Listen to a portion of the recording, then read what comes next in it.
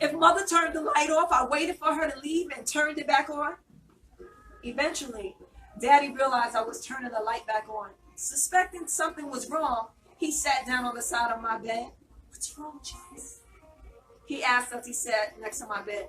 Nothing, I lied. What are you afraid of? He continued to inquire. At first, I didn't want to tell him about the voices in the dark, but eventually I confided in him. Don't listen to them. You are my black princess. Daddy was my hero. I was so glad that I told him about the taunting. From then on, he would remind me every night that I was his black princess. This encouraged me because Daddy was the most handsome man in the whole world. And knowing that I was his black princess meant that the voices in the darkness no longer mattered. I did not have to be afraid. Thank you. This is the story of a girl who started off young. She had loving parents, but you know what? She let those outside forces get to her. And as I see some of my wonderful students here, I remind them everything. What's the first thing I say? Hi, my geniuses. Isn't that what I call you every day? Because that's what our children are. There's my daughter there. She can't stand when I get it, but I'm like, how's my princess? Our children need to know that they are special to us because life can be unforgiving. There are people in this world that it doesn't matter. It's just not black skin or light skin. There's always going to be people out there that seeks to hurt you. And so this is the story of Joyce. And she went through some stuff that led her into the darkest places of life. Into prostitution, to celebrities, to people in authority, because there's always people out there looking to take a victim. So if we teach our children first to love themselves and know that they can come and conquer over anything, I was talking to someone that I admire, my uncle. And as I spoke to him, because my mom doesn't talk too much about her past in the South, I spoke to her brother. And he told me all about it. And what I found out was like, wow, there's more to my history than what books tell me or what society tells me. There's greatness in our history. And that's why it's important to talk to our kids. There's so much that they don't know about our history. And as I was talking to my students and I talked to my daughters, they're like, wow, I didn't know this. Well, if we don't tell them, who will? Because society can sometimes skew things. So good news, Buster on the Southern Path reflects the life and the journey of my uncle who was in the South and wanted to get out because there were no opportunities for him. And so he finds a way out. And this way seemed to bring with fame and fortune. But guess what? How many of us know that sometimes fame and fortune can take away our purpose? And for those of you that know me, may know that after college, I was offered many recording contracts. And I traveled out and many things were offered to me. They say, oh, we want you to wear this. And I say, that's not how my mother raised me. I'm not going to wear that. And so I would turn contracts down. I won't wear anything, you know. So that foundation is so important to the lives of our children, even to us. So I said, I'm not going to wear this. I'm not going to do that. So I never signed any of certain contracts. I didn't want to lock in. And I traveled around the world and I sang. Songs like this. Them that sky shall get, them that's not shall lose. For the Bible says, and this still is new. Your mama may have, and your papa, he may have, but God bless the child that's got his own. That's got his own. You know what? Whoa, Monday, you've got lots of friends. Hey, they're crowding around your door.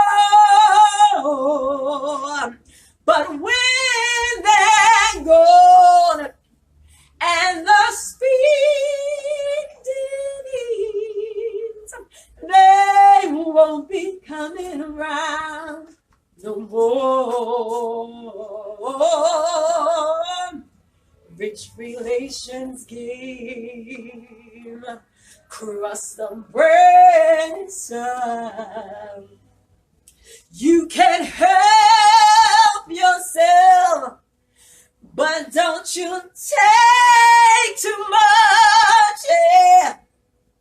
'Cause mama may have, yeah, and your papa, he may have, but God bless the child that's got his own. That's got his own. That's got his own. That's got his own.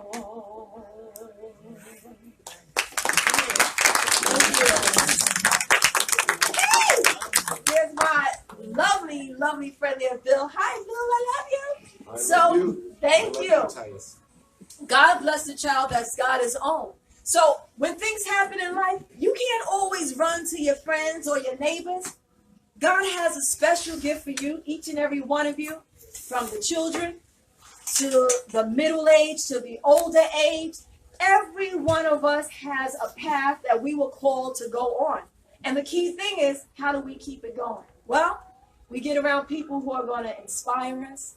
We got to get away sometimes to the junk news, because that can really pull you down and weigh you down. You got to allow yourself to fly. You've got to allow your wings to go so that you can soar. And one of the things, like I tell my students, I do it at home all the time. Whenever life gives me lemons, I make lemonade. And not only do I keep that lemonade for me, but I share. Can you tell us more specifics about the book, your uncle's journey, and can you read like maybe the short passage to us, please? Certainly, will do.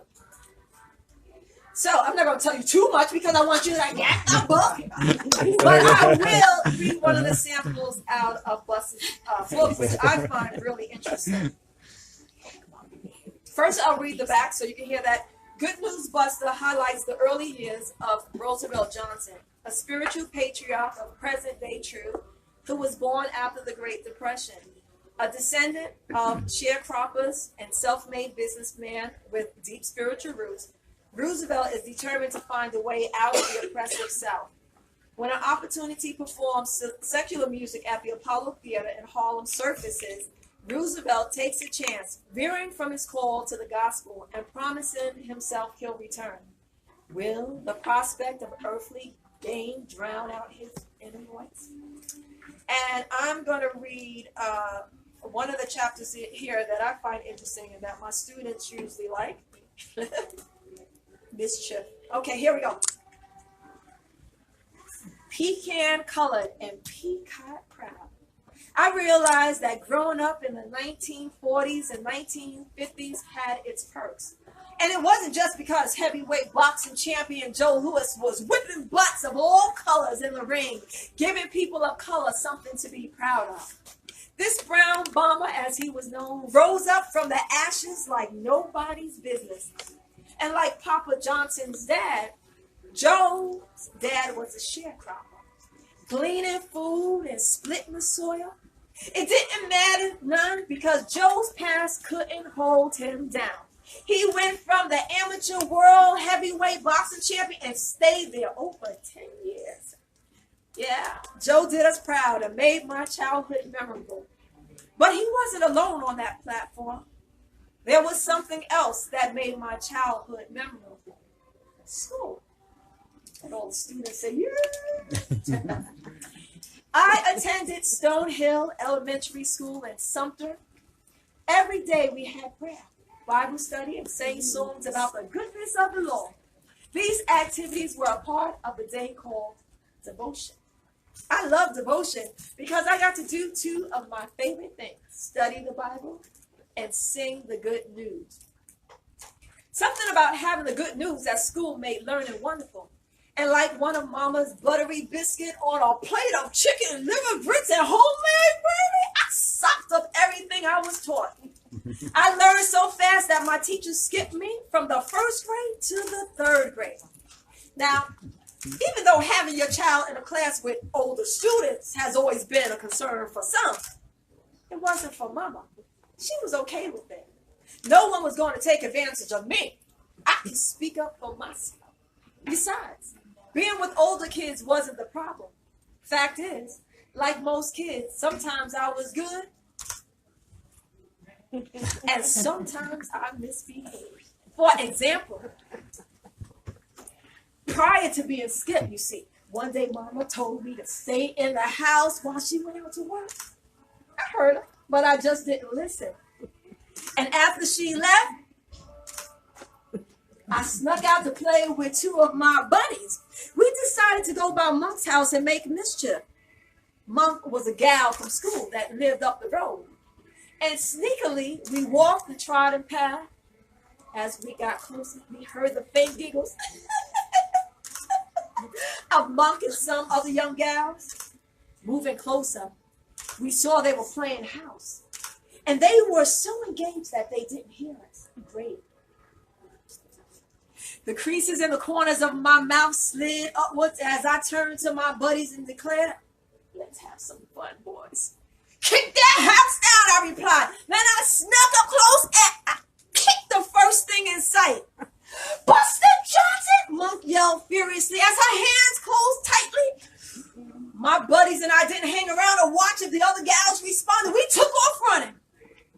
I didn't recall which one did it, but one of the gals picked up a brick and threw it. Bam! Help! This time it wasn't one of the girls' voices I heard. It was my own voice coming from deep within me. You see, one minute I was running under the blue sky, and the next moment,